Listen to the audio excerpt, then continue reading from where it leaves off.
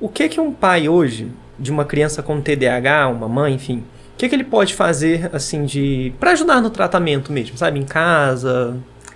Assim, na verdade, a gente precisa entender o TDAH, né? Que, igual você falou, temos muitas informações, mas às vezes aquela informação está dentro de uma ansiedade, a gente quer colocar nome em algumas coisas, e tem coisas que não vai ter nome.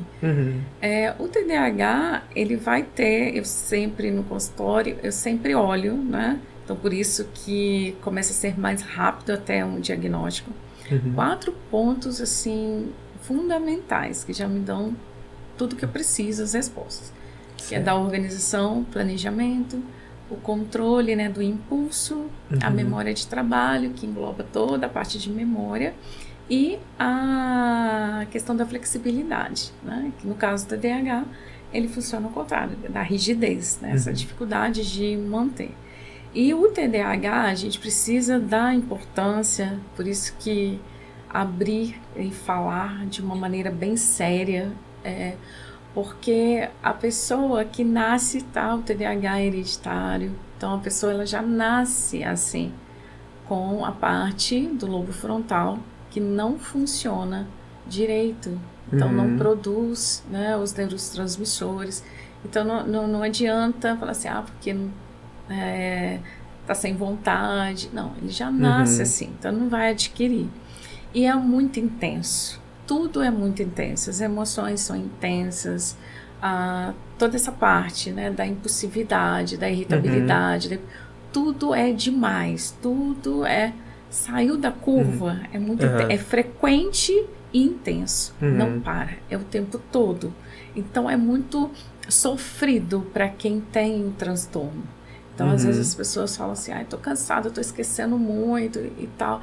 Não, mas você vai lá, você olha o seu contexto, você tira umas férias e você não tem aqueles pensamentos. Imagina você ter toda essa intensidade 24 horas por dia, 7 dias por semana. Entendi. Como se você nunca, jamais desligasse a sua televisão no alto volume. Entendi. Então, a gente precisa levar isso muito a sério, o transtorno. E isso acontece com a criança também. Então, a gente já consegue perceber. Já consegue limpar bastante quando essa questão das informações. Então, eu posso estar cansada, posso estar ansiosa, posso ter outros transtornos também, mas não chega ao ponto de ter essa sensação intensa que não passa nunca, né? Ou só com medicações ou com algumas atividades comportamentais diferenciais que aliviam. Né? Não tem cura, é treino, mas não tem como comparar algo adquirido de algo que se nasce, de um transtorno que se nasce, assim. Né? E aí eu sempre falo, é fácil, né, diagnosticar, sendo que o transtorno, a pessoa já nasce, então mesmo que ele seja um adulto e passou despercebido de alguma forma, mas como que isso é tão intenso, como que passa despercebido? Então a gente tem que olhar o contexto familiar.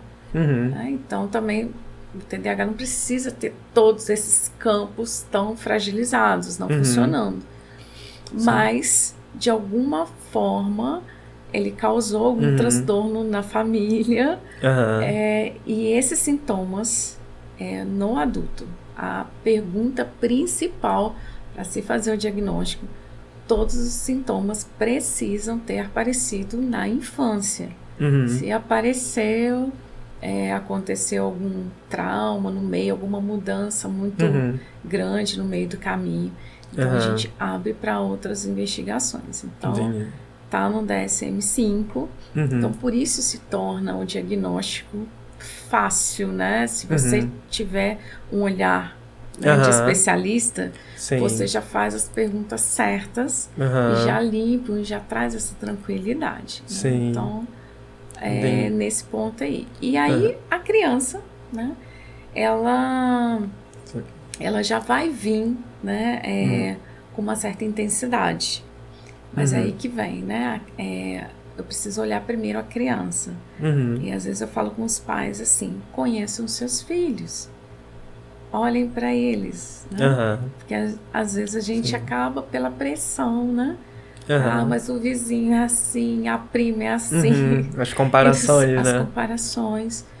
Mas é interessante que eu faço uma pergunta muito legal que ajuda bastante os pais a ajudarem os filhos. Sim. Normalmente,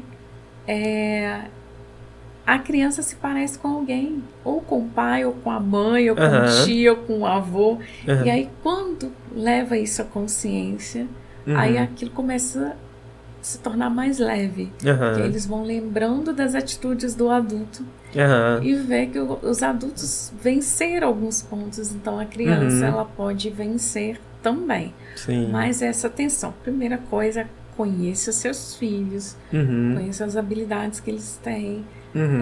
Olhem para eles, né? E vê se não é você, né? Se não é o pai. Sim, bem interessante essa dinâmica que eles começam a entender bastante os filhos.